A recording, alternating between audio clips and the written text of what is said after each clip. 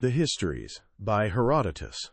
Picture yourself as the wealthiest person on the planet. Not just rich, but so monumentally loaded that 25 centuries from now, your name will still be synonymous with wealth itself. People will say, as rich as, and then drop your name. You rule a massive, thriving kingdom. Your subjects adore you. Your family is beautiful, and your palaces overflow with more gold than most people could imagine in 10 lifetimes. By every possible standard, you're the happiest person alive. Or are you? One day, a wise man shows up at your court. His name is Solon, and he's famous worldwide for his wisdom. You give him the grand tour, your treasure rooms, your armies, your seemingly infinite power. Then you pop what seems like a simple question. Have you ever met anyone happier than me? You're expecting flattery, naturally. But that's not what you get. Instead, he tells you stories about regular folks who lived modest lives, served their communities, raised decent kids, and died with honor. You're baffled, maybe even a bit insulted. What about all your wealth and power? Solon meets your eyes with a look that's both gentle and unwavering, and drops a line that will echo through the ages. Count no man happy until he is dead. That king's name was Croesus, and in the years ahead, he'd learn exactly how right that warning was. He'd lose his cherished son in a heartbreaking accident. He'd drag his empire into a catastrophic war after misreading a prophecy that told him he'd destroy a great empire, never realizing it would be his own. He'd watch his kingdom, his wealth, and his freedom slip away, and eventually find himself a prisoner, tied to an enormous wooden pyre with flames creeping toward his feet. And in that moment of absolute despair, with everything he loved reduced to ashes, he screamed out a name. Not a god's name, not his wife's or children's, but the name of the one person who'd told him the truth. Solon, Solon, Solon.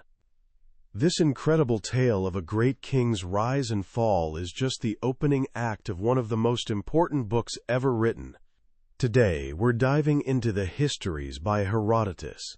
This isn't merely a book, it's the birth of history itself. Written over 2,400 years ago, it's the first great work of nonfiction, a sprawling, ambitious, and wildly entertaining attempt to understand the world and the massive clash of civilizations that defined its era, the epic war between the tiny, fractured states of Greece and the mighty Persian Empire. Herodotus, the man behind it, is called the father of history, but he was so much more. He was an explorer, a journalist, an anthropologist, and one of the greatest storytellers who ever lived. His book has sold countless copies across millennia and has shaped how we think about our past. Today I'm sharing the timeless wisdom hidden in its pages. We'll travel from the courts of powerful monarchs to the battlefields, where the world's fate hung in the balance.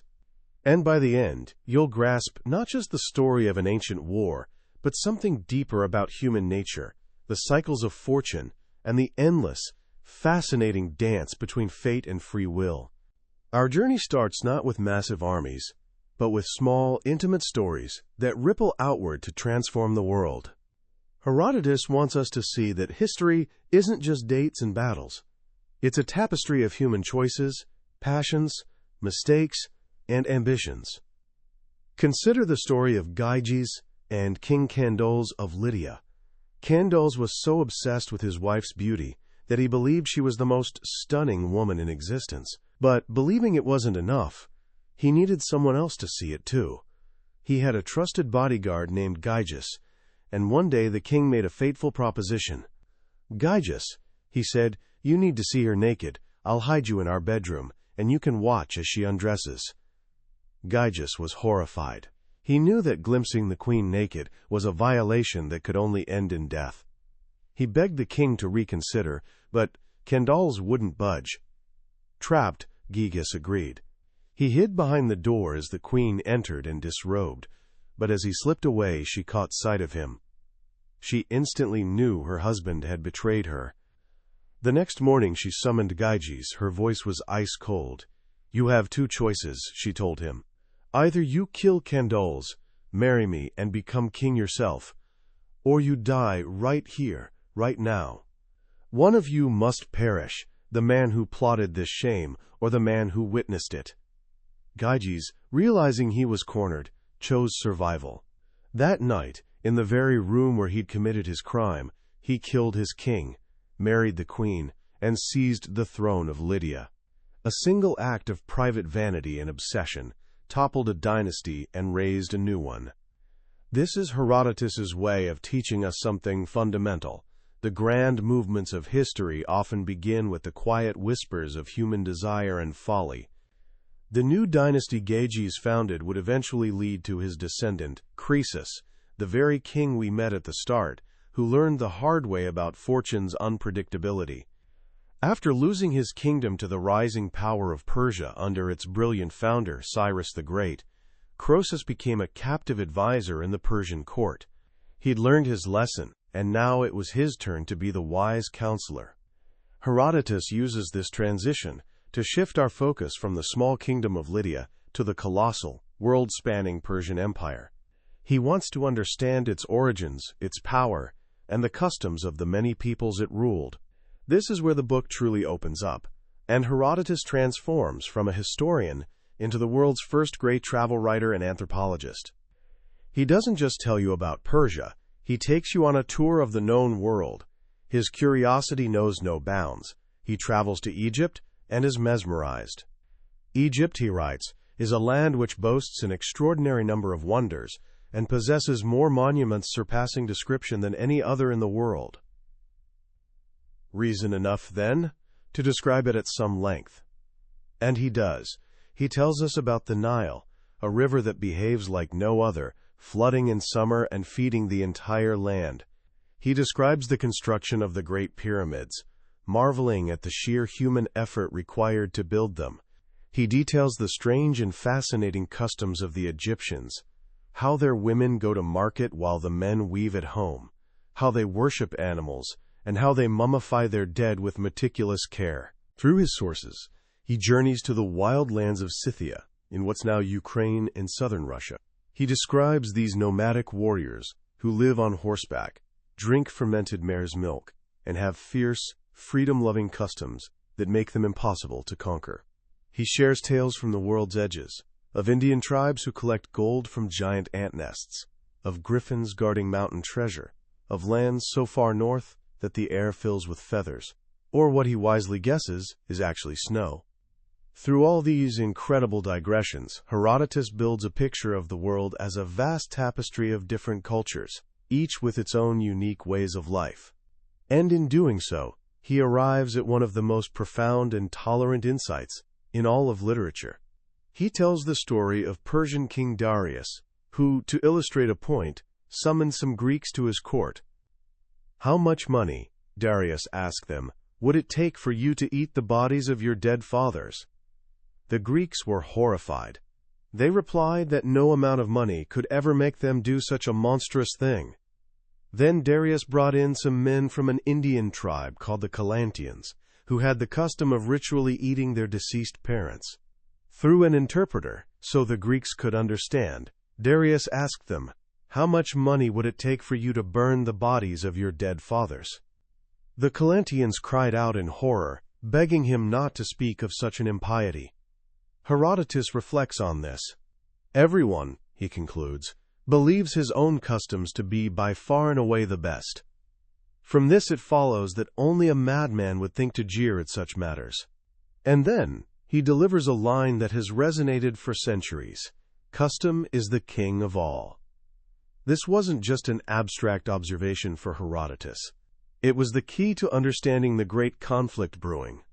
The Persian Empire, vast and multicultural as it was still ruled by a single man, the great king, whose word was law, and whose subjects were, essentially, his slaves. The Greeks, on the other hand, were a collection of tiny, quarrelsome city-states, but they cherished a radical new idea, freedom. The freedom to govern themselves, to speak their minds, and to live not as subjects, but as citizens. It was this fundamental difference in worldview, this clash of customs, that would eventually lead to war. The spark came from the Ionian Revolt. The Greek cities along the coast of Asia Minor, modern-day Turkey, which had been conquered by Persia, rose up in rebellion. Their leader, a man named Aristogoras of Miletus, sailed to mainland Greece seeking help. First, he went to Sparta, the most formidable military power in Greece. He brought with him a bronze tablet, a map of the known world, a marvel of its time. He showed the Spartan king, Cleomenes, the vast lands of the Persian Empire. "These people," Aristogoras said, "aren't fighters. They wear trousers and soft caps into battle. They're rich in gold and silver, yours for the taking. Help us, and you can be masters of Asia." Cleomenes listened patiently and asked a single, practical question. "How long does it take to travel from the coast to the Persian capital?" Aristogoras, in a moment of fatal honesty, replied, 3 months. Cleomenes cut him off. "My friend from Miletus," he said, "you are to leave Sparta before sunset. A 3-month journey? You're asking the Spartans to march 3 months away from the sea. The idea is ridiculous," and he sent him packing. But Aristogoras didn't give up. He went to Athens, a city that had recently overthrown its own tyrants, and was buzzing with the new energy of democracy. He made the same speech, but this time he wasn't addressing a cautious king. He was speaking to the assembly of the people. As Herodotus wryly observes, it seems to be easier to fool 30,000 people than a single man. The Athenians, moved by the plea of their Ionian kin, and perhaps tempted by the promise of glory, agreed to help. They sent 20 ships. Herodotus marks this moment with a somber tone. "These ships," he writes, "were the beginning of the evils that would befall both the Greeks and the barbarians." The Ionian revolt was eventually crushed by the Persians, but Athens's involvement had infuriated the new Persian king, Darius. The story goes that he shot an arrow into the sky and prayed, "Zeus, grant that I may punish the Athenians." And he ordered a servant to stand before him at every meal and repeat 3 times, "Master, remember the Athenians." The first act of that revenge came in 490 BC. Darius sent a fleet across the Aegean Sea with a single mission: to burn Athens and Eretria to the ground and enslave their people. The Persians landed on the coast of Attica, at a wide, flat plain called Marathon. The Athenians panicked. Their army was vastly outnumbered. They sent a runner, Philippides, on a desperate mission to Sparta to beg for help. He ran the 150 miles in just 2 days, an incredible feat of endurance. But the Spartans, in the middle of a religious festival, said they couldn't march until the moon was full. The Athenians were on their own. Their 10 generals were divided. Half argued it was madness to fight such a superior force. The other half, led by a brilliant and daring commander named Miltiades, insisted they must fight for their freedom. The deciding vote fell to the war archon, Callimachus. Miltiades went to him and made a passionate plea. "It is in your power now, Callimachus," he said, "to condemn Athens to slavery, or to make her free. Never before have the Athenians faced a graver peril." Miltiades won him over. The decision was made to fight. The Athenian army, a force of perhaps 10,000 hoplites, marched out to face the Persian host. When the Persians saw them coming, they prepared for an easy victory. The Athenians had no cavalry, no archers, just a line of foot soldiers. To the Persians, it seemed like a suicide mission. Then the Athenians did something no Greek army had ever done before. They charged. They ran the entire mile of open ground between the two armies, a river of bronze shields and flashing spears, crashing into the Persian lines with unbelievable force. The battle raged for hours. The center of the Athenian line, deliberately thin, broke under the pressure of the elite Persian troops. But the Athenian flanks, much stronger, crushed their opponents and then wheeled inward, enveloping the Persian center in a deadly trap. The Persian army shattered. They fled back to their ships, with the Athenians in hot pursuit, cutting them down as they ran. By day's end, Over 6,000 Persians lay dead on the plain of Marathon. The Athenians had lost only 192 men. It was an impossible victory, a triumph that sent shockwaves through the Greek world. A small city of free men had faced the might of the world's greatest empire and won. A runner was dispatched back to Athens to deliver the news. He ran the 26 miles without stopping, burst into the city square, gasped out the single word, Nike, victory, and then collapsed and died. But the victory at Marathon was only temporary relief. A decade later, the Persians returned. Darius was dead, but his son Xerxes had inherited his father's ambition and desire for revenge. This time, there would be no small expedition. Xerxes assembled the largest army the world had ever seen. Herodotus takes his time describing this incredible force. His numbers are fantastical. He speaks of over 5 million men, an army so vast it drank rivers dry as it marched. While the exact number is impossible to know, the point is clear. This was an invasion on an unimaginable scale, designed to crush Greece utterly. To move his army from Asia into Europe, Xerxes ordered a bridge of boats built across the Hellespont, the strait separating the two continents. But a great storm rose up and destroyed the bridge.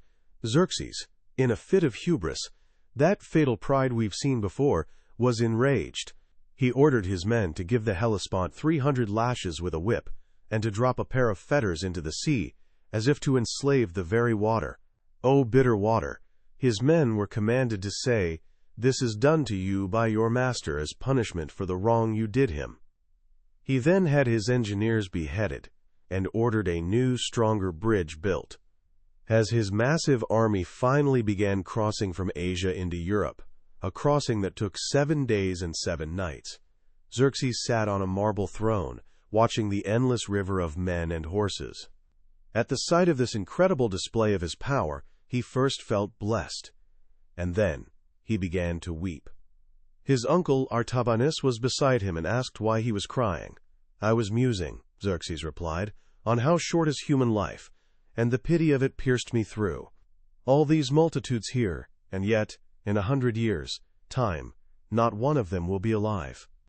Here again, Herodotus shows us the man behind the crown, the flicker of humanity inside the all-powerful despot, a man capable of grasping the tragic fragility of life, even as he leads millions to their potential deaths. As Xerxes' army marched through northern Greece, many Greek states, terrified by its sheer size, surrendered without a fight. They gave the Persian heralds the symbolic gifts of earth and water, signifying their submission. But a small band of cities, led by Sparta and Athens, refused to yield. They formed a Hellenic League, a fragile alliance of free states determined to resist. Their first stand was at a narrow mountain pass called Thermopylae. It was the gateway to central Greece, a pass so narrow that only a few men could fight there at a time, neutralizing the Persians' overwhelming numbers. The Greek force sent to hold this pass was tiny, just a few thousand men total. At its head were 300 elite Spartan warriors, led by their king Leonidas. When Xerxes arrived and saw the pitifully small force arrayed against him, he laughed. He waited 4 days, certain they'd run away. They didn't. On the 5th day, he sent in his troops. For 2 days, the Greeks held the pass. The Spartans, fighting with breathtaking skill and courage, repelled wave after wave of Persian attacks. The immortals, the elite of the Persian army, were sent in, and they too were driven back with heavy losses.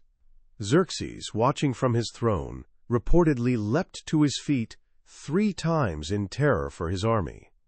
The pass seemed impregnable.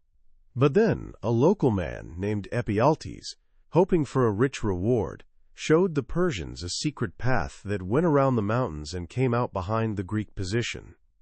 That night, as the Persian immortals made their way along the path, Leonidas learned he'd been betrayed. He knew the end was near. He sent most of the allied Greek army away, telling them to retreat while they still could. But he and his 300 Spartans remained. With them stayed 700 Thespians, who refused to abandon their allies, and a contingent of Thebans, whom Leonidas kept as virtual hostages. As dawn broke, the Greeks at Thermopylae knew they were surrounded, but they didn't surrender. Led by Leonidas, they advanced out of the narrowest part of the pass and met the Persians in the open, fighting with suicidal fury. They fought with their spears until their spears shattered, then with their swords. Leonidas fell, and a ferocious battle raged over his body until the Greeks finally dragged it back. Pushed back to a small hillock, surrounded on all sides, they fought on. They fought with their daggers, and when their daggers broke, they fought with their bare hands and their teeth, until every last one of them was overwhelmed and killed. The sacrifice at Thermopylae wasn't in vain. It bought the rest of Greece precious time, and it created a legend that would inspire generations. It showed the world what free men, fighting for their homeland, were capable of. After Thermopylae, the road to Athens was open. The Persian army marched south, and the Athenians, on the advice of their brilliant but cunning leader, Themistocles, abandoned their city. They evacuated their entire population, men, women, and children, to the nearby island of Salamis. The Persians entered an empty Athens and burned the Acropolis, the sacred heart of the city, to the ground. The Greek cause seemed lost. The Persian fleet, a massive armada of over 1,000 ships, was now anchored in the bay near Athens. The much smaller Greek fleet was trapped in the narrow straits between the island of Salamis and the mainland. The Peloponnesian commanders, terrified, wanted to flee to the Isthmus of Corinth and make a last stand there, but Themistocles knew that to fight in the open sea would be suicide. Their only chance was to fight in the narrow confines of the straits, where Persian numbers would count for nothing. To ensure this happened, he devised a daring and dangerous plan. He sent a trusted slave, Sisinus, to the Persian camp with a secret message for Xerxes. Themistocles, the Athenian commander, the message said, is secretly on your side. He wishes to inform you that the Greeks are in a panic and planning to escape during the night. If you attack now, you can destroy them all at once. Xerxes, believing the message, fell into the trap. That night, he sent his fleet to block the exits of the straits surrounding the Greek navy. As dawn broke, the Greeks saw they were trapped. There was no escape. They had no choice but to fight. The Persian fleet, confident of victory, sailed into the narrow straits. But the confined space quickly turned their greatest strength, their numbers, into a fatal weakness. Their ships became a chaotic, tangled mass, crashing into one another, unable to maneuver. The smaller, more agile Greek triremes darted in and out, ramming and sinking the barbarian vessels. The Battle of Salamis was a slaughter. The Persian fleet was shattered. Xerxes, watching the disaster unfold from his throne on a hillside overlooking the bay, knew he was beaten. He'd lost command of the sea, and his vast army, deep in enemy territory, was now vulnerable.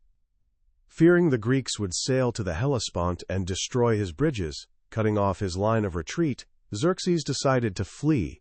He left behind a large portion of his army under the command of his general, Mardonius, with orders to complete the conquest of Greece the following spring. But the heart of the great invasion was broken. The final act came a year later, in 479 BC. Mardonius, after trying and failing to bribe the Athenians to switch sides, marched his army into Boea.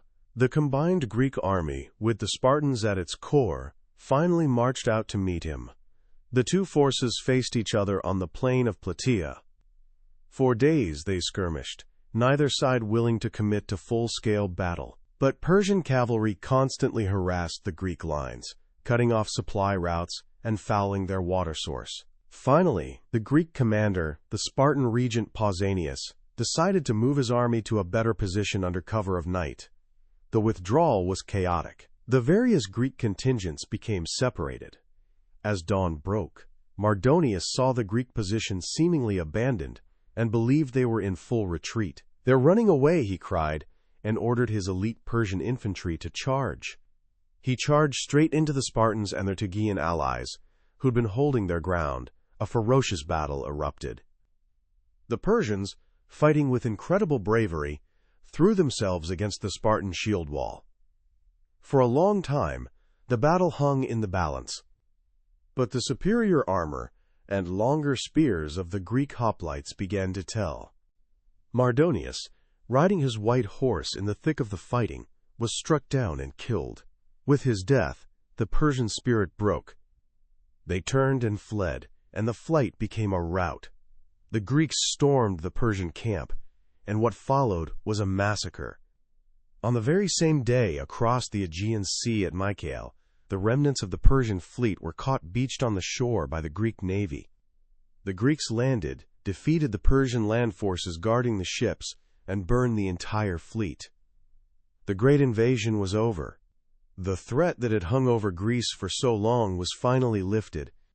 A small collection of city-states, through courage, sacrifice, and a fierce love of freedom, had done the impossible. They defeated the greatest empire on earth, and, in doing so, had ensured the survival of a way of life that would go on to shape the future of the world. Herodotus ends his great work not with a celebration of this victory, but with a quiet, cautionary tale. He tells us that after the war, some Persians came to their king, Cyrus the Great, and made a proposal. "Since we're now masters of a great empire," they said, "let us leave this small and rugged land of ours, and move to a better, more comfortable one." Cyrus listened, and then he gave them a warning. "You may do so," he said, "but prepare yourselves, if you do, to be rulers no more, but to be ruled by others. Soft lands are prone to breed soft men. It's not possible for the same land to produce remarkable crops in men who are hardy in war." The Persians understood. They chose to remain in their harsh homeland and rule, rather than move to a fertile plain and become slaves of others. It's a fitting end to a story that began with the fall of a king who'd grown too comfortable, too certain of his own good fortune. Herodotus's message is clear. Greatness isn't found in wealth or ease, but in struggle, in courage, and in the hardy spirit of freedom. It's a lesson that was true for the ancient Greeks and Persians, and one that remains just as true for us today. So what do we take away from this incredible journey through the histories? It's a book so vast, so full of stories and ideas, that you can spend a lifetime exploring it. But if I had to distill it to its essence, to the core lessons that still resonate thousands of years later, it would be these. First, Herodotus teaches us the profound power of curiosity. He wasn't content to just record war events. He wanted to understand why it happened.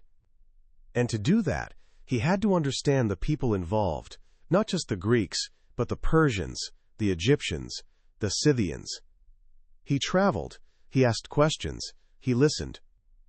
He was driven by a relentless desire to know more about the world and its incredible diversity.